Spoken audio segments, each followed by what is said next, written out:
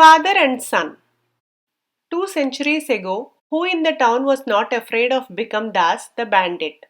The rich of the town gave him a regular monthly allowance so that he spared their wealth. Bhikam knew many techniques of stealing. He did his work in such a way that no proof was available against him for the king's police to arrest him. Many thought that he knew some magic by which he could give everybody the slip. But the fact is, the people feared him so much that they never came forward to do anything against him. So he moved about audaciously, defying all. He was no doubt a great menace.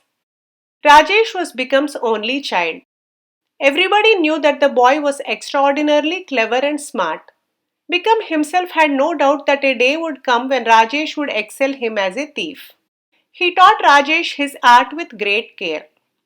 The day Rajesh completed his 16th year, Bikam wished to take him out with himself on his nocturnal mission.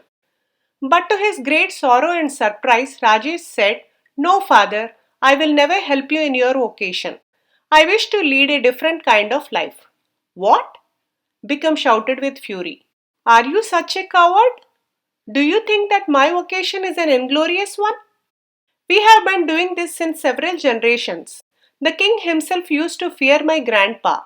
The wealthy ones respect me, but it seems you will bring all the glory to nothing." "Father, the people do not respect you. They are afraid of you. But time is changing. It would not be possible to carry on your business smoothly anymore. It is wise to take to some honest way of living," said Rajesh. "Go and find out a way of honest living for yourself then," roared Bikram as he went out, casting a look of contempt at his son. Rajesh was a strong-minded boy.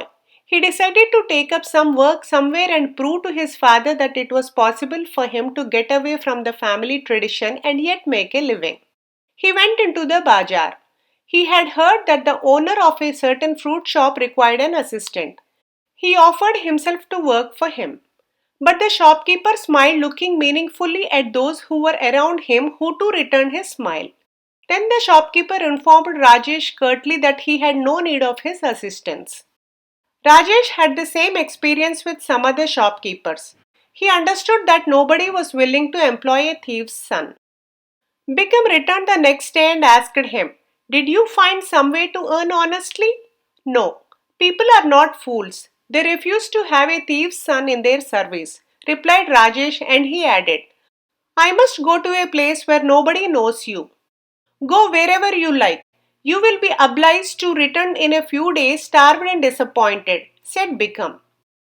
"I may return, but not for the reasons you say. I will return the day you need me." "I still insist that it is wrong to plunder others for our comfort," answered Rajesh. He then bowed to his parents and left. Bikram felt extremely sad as soon as Rajesh left him. He did not eat well, nor could he sleep properly. His wife's condition was worse. Bikram had to bear the impact of that too. A few days passed. The people of the town got the impression that Bikram's nature had completely changed. He was no more interested in plundering others' houses. The rich sighed with relief. One night, the house of a rich merchant was burgled. A big amount of cash was stolen. Bikram was taken aback. Who dared to burgle a house that was under his jurisdiction? He went to survey the merchant's house, but the merchant told him rudely, "What brings you here again in daytime?" Bikram understood that the merchant suspected him as the thief.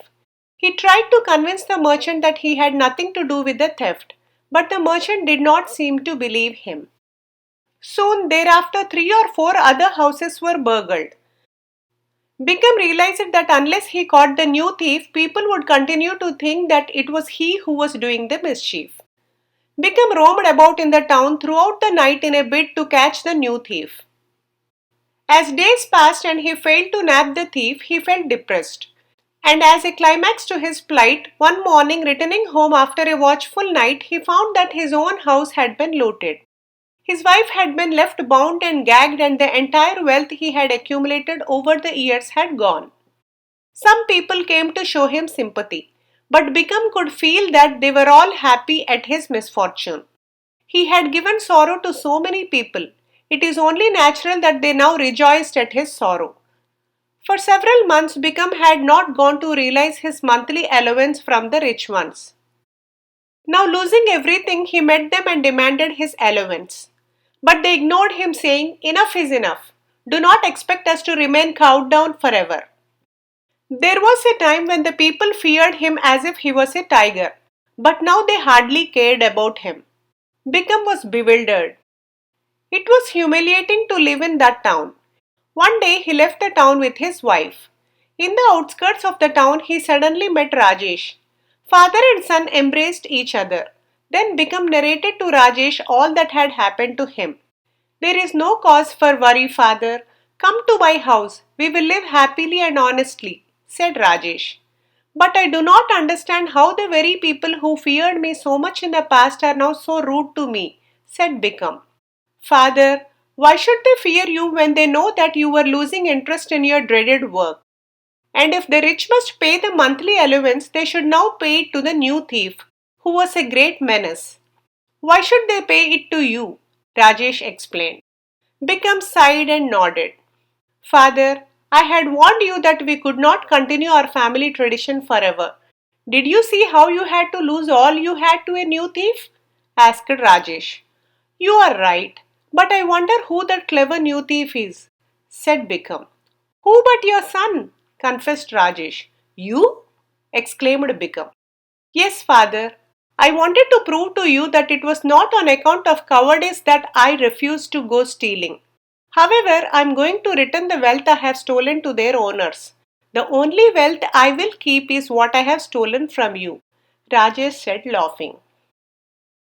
Please like, share and subscribe if you enjoyed this video. Do provide your feedback in the comment section below. Thanks for listening.